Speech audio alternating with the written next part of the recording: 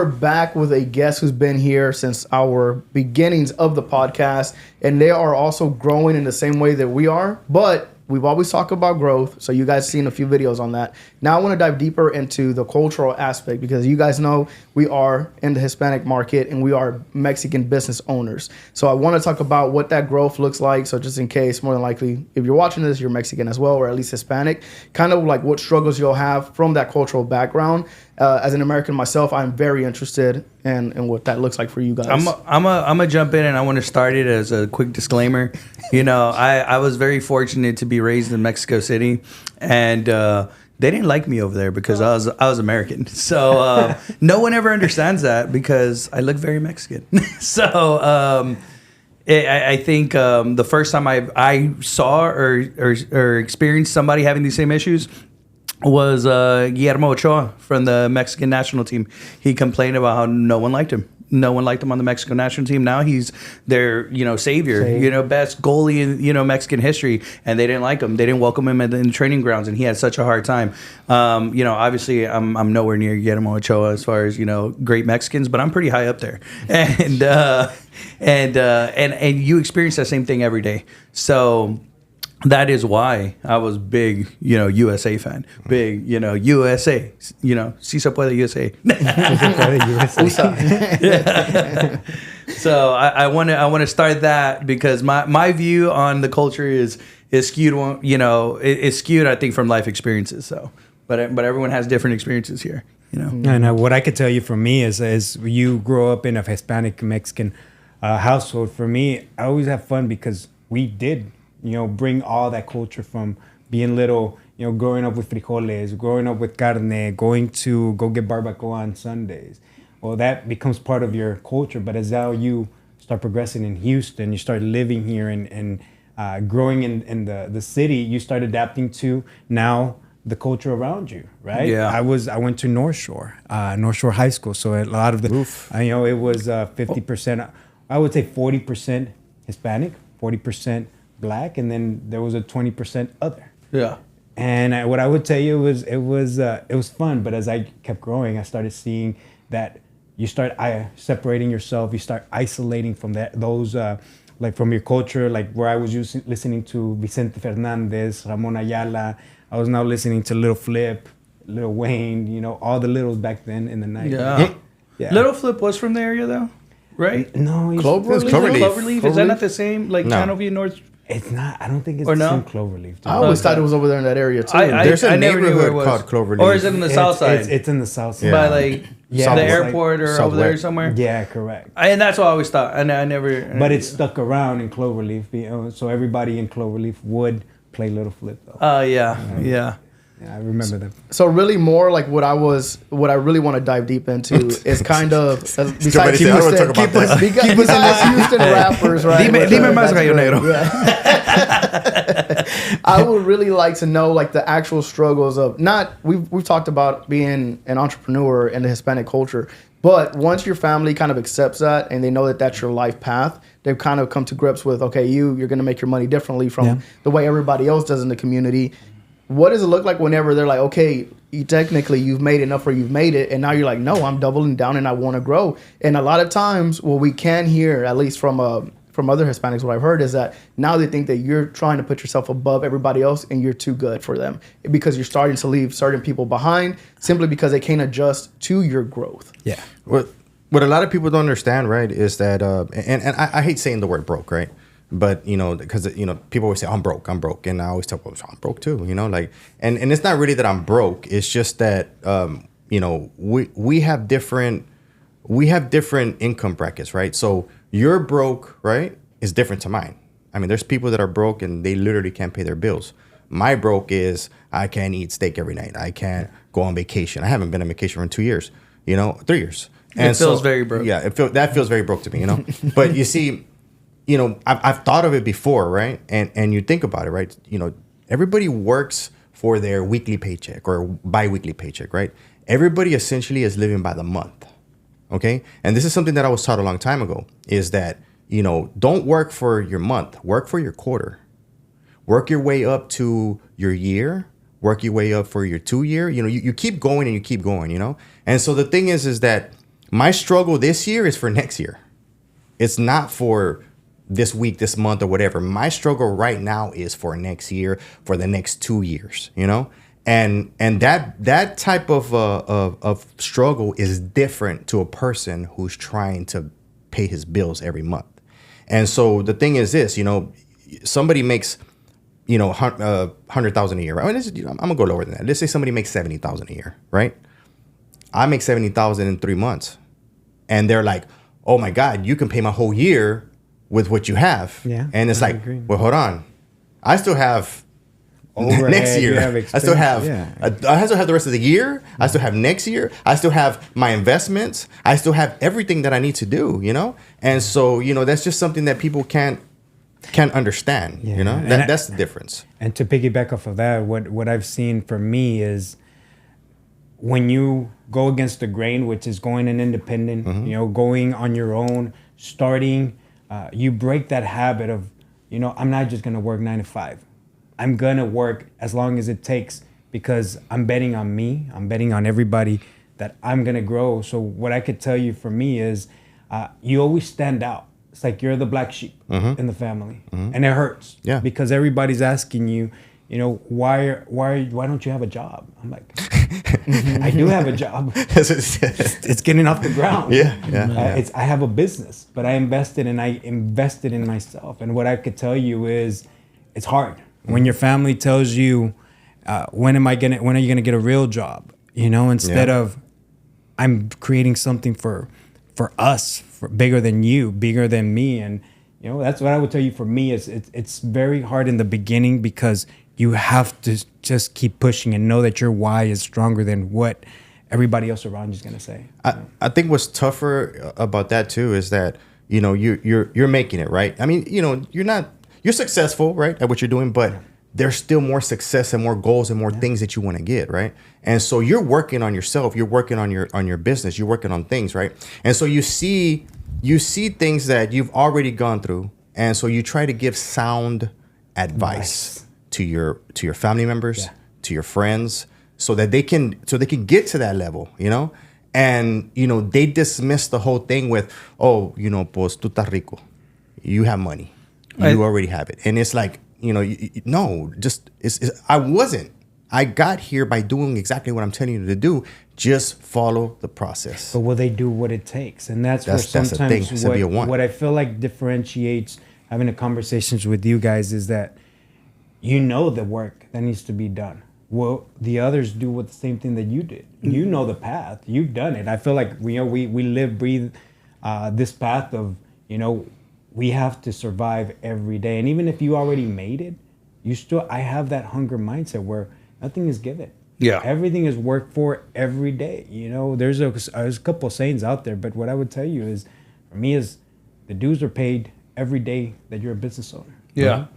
Nate, you know, Nate had it easy though, because you know he's tall and light skinned with colored eyes. So, so that's where his success comes from. Look, my dad had white privilege. Yeah. my dad is real.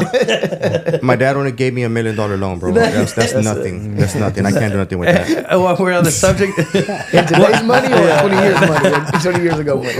while we're on the subject of money is, and that was something that Nate touched on that I think it's really important. If you can't manage your money at $15,000-$30,000 a year, you're not going to be able to manage your money at $100,000-$200,000 a year. It's not going to matter. You need to learn how to manage your finances, pay your bills on time, and be prepared for those rainy days. That's how you get out of the hole. That's how you even give yourself breathing room to plan for things. Yeah. You have to be financial savvy in this world. You have to. And if you don't do it, then you're not going to be successful. That was one thing. Now, and dealing with, you know, Hispanic cultures and things like that, you know, I have and I always say, you know, that I'm emotional in this way, right? And I'm always like, oh, it's emotion. And I don't talk about emotion like I say it all the time. Emotion doesn't have to be, oh, you're sensitive and sad. Emotion could be you're angry, you're frustrated, you're motivated, you're whatever. There's a wide range of emotions. Everyone just automatically thinks one. When I think of emotion, how it moves me and what it does to me, I do start to feel guilty, or I start to feel these certain things when I'm living a life that I couldn't even have dreamt about having. you know, and doing things that we couldn't even have imagined, you know, and I experienced a lot of things as a kid that I just, you know, I'm happy my kids will never experience. You know, and I asked Nate, I asked him this, I think a year ago, right? And this was a personal conversation. So, you know, you don't mind airing it out. We'll cut it off if we have to. I told Nate, you know, when's enough? And it's not like we're rich, and it's not like we have enough to stop right now. But the question is, when is enough? When is enough? Like, why do, and that question is we asked ourselves before we got this office. And I sat down and I said, we have a good life now. When is enough? Like, do we have? And he literally, he's like, bro, I didn't partner with you to be complacent. I didn't look for a partner that was complacent and happy with the life that we wanted. We need to push forward. And that conversation in your backyard, I was like, you're right. We're not going to be fucking complacent. This is not enough, and this is not where we're getting to. But doesn't take away the fact that I'm very thankful. I'm very happy with where I am in life today, and am happy with the team, and I am fulfilled with what we have going on right now. But that doesn't mean that I can't shoot for more. That doesn't mean that you stop. Let me ask you, because it's running. I'm running into that right now. You can reach a certain level of success, but then you want the others around you to see that level of success. So for me, piggybacking on what you're saying, what I feel is helping me right now is I see the people around me having goals and aspirations. And they want to do as much as I want to do. So what ends up happening is you start dreaming bigger because everybody's incomes around you wants to grow. Mm-hmm. So inevitably, you can't push somebody up if your income is not growing. So for me, watching the companies, watching the team continue growing is a blessing, but you start realizing that it's not just about you anymore. And for me, it's my driver every day. That now I see, team members buying houses, team members buying, the other day bought a Bronco. Yeah. That's pretty good. Yeah. You know, but where I'm going is you're helping them fulfill their dreams. So it's opening my ceiling, my lid of what I was thinking. Mm-hmm. What we're doing now is nowhere near what these guys are expecting us to do. And so for me, I want to grow bigger. Yeah. So I thought you were going to go another route because, Vic was saying, he feels guilty, or he feels like, that he's doing his thing and some of his family members are not, some of his friends are not, and so when I got into this business, right, I wanted to pull everybody into this business. I wanted everybody that I knew. Like, I had found the goose that laid the golden egg. And you brought all the family. And I tried to bring all the family. I didn't bring all the family. I tried literally paying for classes, paying for, trying to get these people to do things, giving them easy deals, and it always blew up in my face, always. And it backfired so many times that I got jaded, and even to the point of I think Giovanni and Jerry both. Nate literally blew me off when I asked him, how do I get the classes? I'll email it to you. I was like, bro, just text me. Yeah. He was like, hey man, I want to get my register. I said, oh, good for you. I literally, and I was like, I'm not, and I think even Jerry too, right? Jerry was like, he was trying to talk to me about it. I'm like, oh, okay, and I'm over here trying to, hang out and, have some drinks, and so, so much so, I think Jerry even asked you, I think Nate doesn't want me in the company, man. And Giovanni said it perfectly to him. He said, man, Nate's just tired of people saying what they want and not showing it. Yeah. And so what I had to do was literally that. Show him that. What did I tell, when you told me what I told you to do? To go get my license. I said, go get your license and we'll talk. Mm-hmm. That's what I told everybody. Go get your license. Oh, I want to work. Go get your license and we'll talk. That shows the first steps that you want it.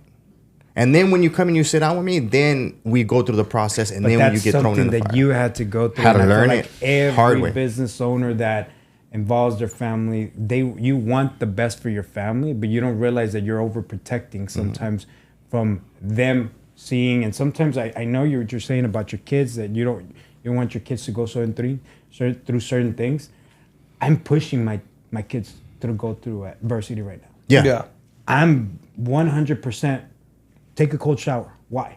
You're going to wake up, blood flow. But you're going to see adversity at a very young age, because this world, I saw it at 18, 19, the hurt that you had to go through becoming an entrepreneur. But yes, living on my own, going into the army, doing all these things that felt uncomfortable. So I'm trying to push them into uncomfortable situations right now. But where I was going with this is, as a business owner, you want the best for your family, and sometimes you run into a wall where you're sheltering. Yeah. And so I feel like with you, same thing with what they did with Jerry, that you pushed him out to what now. I'm like, I have my primo, Fabian. What did I say? Hey, go get your license and let me know when you're ready. Yeah. Hey, primo, I got my license. Okay, let's go. But- Don't get it twisted. Nate, I made Nate pull over the car to beat my kid's ass the other day. So no. and my wife is Romanian. That girl, they get in trouble and she makes them run laps. It's like crazy. Yeah. She makes them go run a mile. You got energy? Go run outside. Go do some laps. No, but it's funny that you say that because like I've had this conversation with Vic before, right? And I was like, man, I mean, you have to kind of go back into your life. And you have to find those moments that made you, and you have to try to replicate those things healthy in your kids. Yeah. And that's what I've tried to do. Right. It's a lot harder to do with the girls, right? When you got girls, it's really tough to be that. But my son, pobrecito, man, that boy. Nate's gonna miss his yard guy. That boy, that's my trash guy, my yard guy, my garage pressure washes. I did Pest call him the other control. day. He's like, I'm doing yard work. I was like, yard work? I thought Nate had a guy for that. He's like, You don't understand. My poor son, man. I'll get up, man. I'll wake up, like literally. All that. I need to wake up, and I'm tired. No, I literally go turn on the light. Hey, come on, get up. Come on, let's go. Come on. And he had to know how to get out of bed, get ready, start doing Get things. up, do your bed. Yeah, and ready. right away, I started being fijon with him. I say, hey, you're not a girl, man. Nobody's gonna take care of you. Yeah. The girls have a chance that some man's probably gonna take care of them. I said, but not you. I said, you need to get your butt out there and get it. And so you could kind of tell who I've been more lenient with in my family. Everybody can. And it's me. But but Nate is literally like my son. He literally has like he's very self-sufficient. Very I mean, he's 21. He's gonna get married in January. He already has his house. He has his car. He has his everything. We've given him opportunities, not given him gifts. Anything. He's had opportunities, and it has to be worth something. Being related to me, being related to Vic, being related to his mother. It has to be worth something, but you have to work for it. You have to get it. Yeah. Oh man, I'm this is music to my ears because I know some people might see us as tough, but we know what life's gonna throw at us. We know that business is gonna be extremely difficult. Sometimes you get fired from a job. Hey, go find another one. Yeah. Your business goes south. It takes you a long time to get back up. Mm-hmm. The people that depend on you, you can't stop. Yeah. You can't just say I'm having a bad day. I'm not going to show up to the office anymore. No, I will tell you, we're extremely tough because we have to be. There's no, and even if failure was an option, it's not an option for us. And that's how I feel like we have to win. We have to succeed. It is engraved in me. It's engraved to anybody around me now that it's like, failure's not an option. Yeah. We don't have part-time. This is all in. Your life, even though you might have goals that are different from me, what I've cultivated inside of the office is we're all in. Our partnerships, our relationships, we depend on each other. I'm no bigger than the other guy. I'm no lesser than the other guy, but we're going to hold each other accountable with our positions. What we do, we're accountable on each other's platform, So I depend on the newest member to do their part. I depend on the senior partner to be a leader. Yes, the income is higher, but at the same time, I depend on them, and I want them to know that the more you're experienced, the more you're a partner, the more we're going to depend on you. But thankfully, there's rewards that come with it. And that's something that I've always said, right? I tell people I'm not special. I'm not, I don't know more than the next guy. Yeah. I said, there's nothing that I have, right, that wasn't given to me, right? Or that I didn't, just from our relationships, I worked hard, but hard work doesn't get you where you're at, I said, what has made me, who I am and where I'm at is by partnering up with the right people. And the thing is, just like you lean on the next person, and I always tell people, when I'm doing my coaching, right? Yeah. I tell them, it's just your partners are like your fingers. You put your fingers together, and your partner to your right or your left. If you fail, they fail, so they're gonna hold you up. Yeah. And when it's your turn to hold them up, you hold them up. So you do these things to make sure that these people continue to be successful, and they do the same. Yeah. And that's the only way you live on in this business.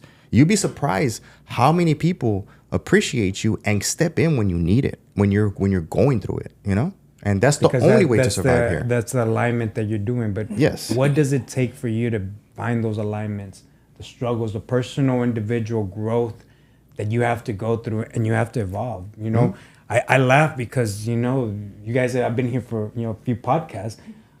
I mean, I'm at a different stage of when we walked in. Yeah. I was nervous. Number one, nervous of the entire city. I'm like, what am I going to talk about? I'm going to forget about everything that I say. You're going to ask me a question. I'm going to say, what? Yeah. Say it again. Yeah. In Espanol. But I've seen you same. The topic was aligning the businesses and seeing how each business has grown. Truthfully, it has grown. And it's grown independently, personally, but now as a unit. What I see, the brand that the business that you guys have created with Lionsgate, amazing. Was it given? Absolutely not. No. The culture, everything that you guys are aligning yourselves on, it stands for something, and that's what I can appreciate. Same thing when we started Texas Choice. Texas Choice was a combination of people that just wanted to do, and I don't want to get into the intricacies of how we came up with the name, but at the end of the day, we had to stand for something and we had to push them, and that's why you'll see us everywhere now. But when I first saw it, I thought it said Taster's Choice, the coffee. Oh, do I remember the ego? It wasn't Taster's Choice right here on? No, that was Maxwell. That's Maxwell. Maxwell House. Maxwell House. But then it changed. Did it? It was Taster's I don't Choice. remember. I just remember it always smelled good when you drove through there. Oh man, every morning. Just to circle back on why I personally think there's a lot of conflict, like in the Hispanic or Mexican culture, whenever somebody becomes an entrepreneur, especially once they've already taken that first step, is that whenever you're growing, at least my mom always had like novelas or my grandma in the background, right? Yeah. And you see like the business owners in the novelas, everything is like the kids are super spoiled, everything's perfect for them, they have time to go out and party all the time. And when in reality, it's more like The Sopranos. Like Tony did not wake up no morning without having an issue that he had to go and fix.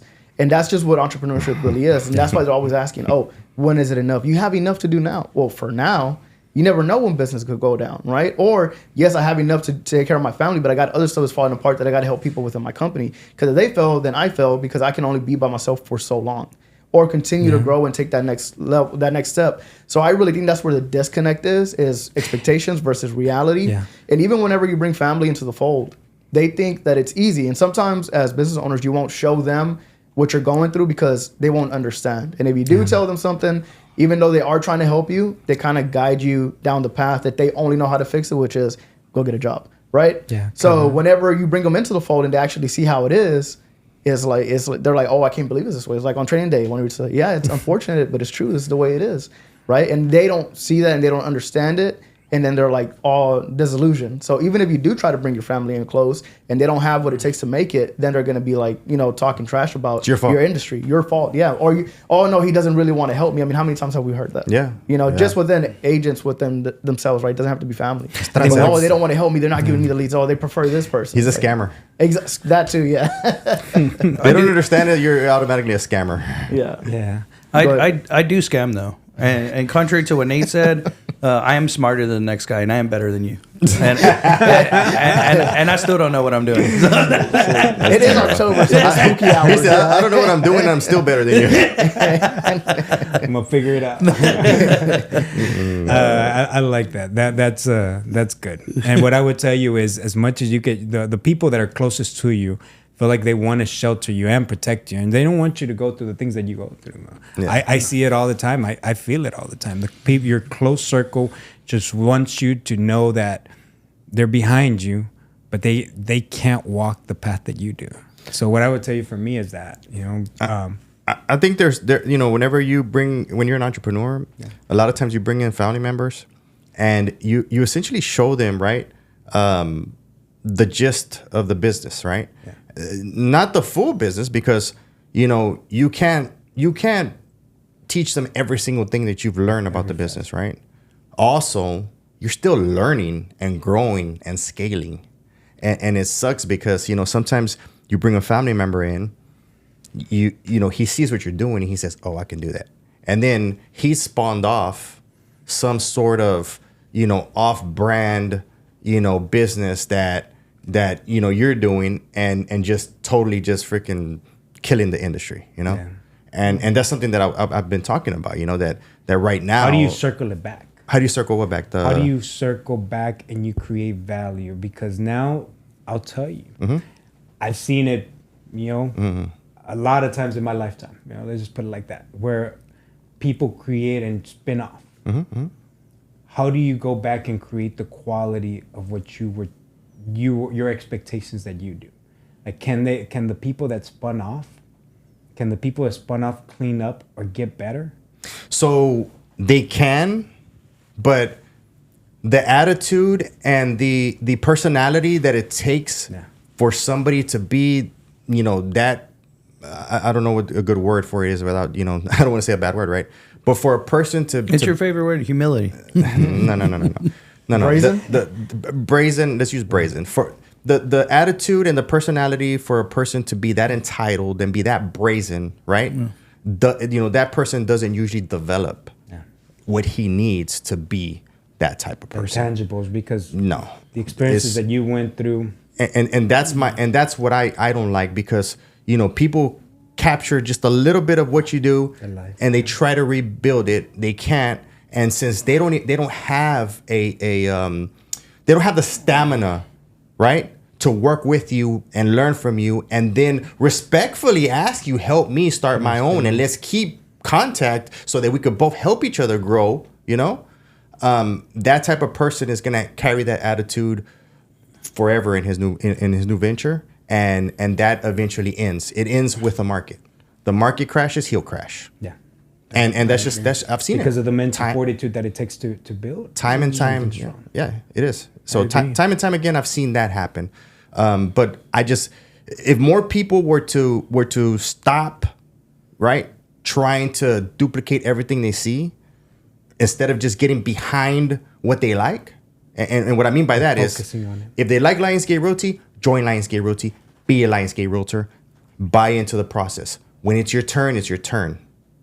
And we will help you build what you need. Build up. So long as that it doesn't conflict with what we're doing, Yeah.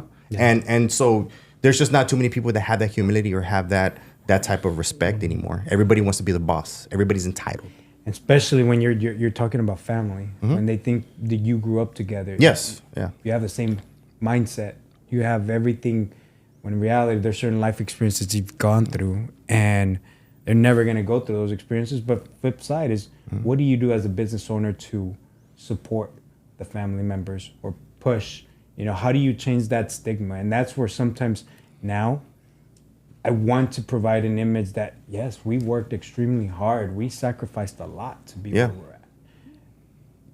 You can do the same, but you have to go through your individual. You have to find your own struggles. Whatever your path is, whatever your calling is, sometimes, I brought, family members that came in the industry and, did everything that they assimilated were going to be like me. Didn't pan out. Can't tell them, you're a failure. No, find your path. And that's what I find myself doing right now more of. Doesn't have to be here. You just have to find something that you're good at, that's worth fighting for, that's worth fighting for your family, and just go in all in on it, and I'll support that. So for me, watching family members start a car wash, started recently. We've been supporting a lot of families at cups, closing gifts, little gifts and tangibles. We've been doing a lot of that. I'm supporting the startups. I'm supporting the from the young lady, the person that does our embroideries, local. The cups, local. Everything we try to do now is to push each other up, because I'm not going to know what your struggle is, but I'm going to support, because at one point somebody was trying to either help me grow and I aligned myself with them, or I got away from them. You know how else you can help? What's that? Said don't originate loans for realtors that work for franchises that are out of state. Damn. Dang, That's deep. That's a pretty deep. And we'll end the podcast there today. We'll end the podcast We'll there. touch on that at our next episode. Yeah, don't be backing up these Chicago people, man. Coming over here trying to crap on our freaking industry, Oh dude. my goodness. Yeah. So we're gonna go ahead, let everybody exit out. You know what, Jesus? I didn't even let you introduce yourself. Oh, go ahead. Oh, man. So go ahead and exit out. Let everybody know where they can find you and what you do. I'm Jesus Hernandez with Texas Choice, founder. We have our office in near Bellway and 45 South. If you guys want to reach me at 713-530-9823. And if you want to get a good laugh on our Instagram, Texas Choice Home Finance. You'll get a good laugh out of the videos and the content that we do. I am Victorino Cortez, the president here at Lionsgate Realty. I'm going to end with a quote from the great Mexican philosopher, Rick Ross. A boss is someone that guarantees we all go eat. Quack, quack, quack, quack. Quack. Yeah, so I'm Nathan Malderas. I'm the master broker for Lionsgate Realty. You can find me on all my social media outlets at Better Call Nate. And right now, I am starting to hire experienced realtors, brokers, and team leaders who want to learn how to run a real team. I'm Giovanni. You can find me on Instagram as Giovanni East of Houston, East HTX. Also the host here at HBR and a sales manager at Lionsgate Realty. So if you're looking for training, looking to take that next step, feel free to reach out to us. Find us on Instagram. And until next time.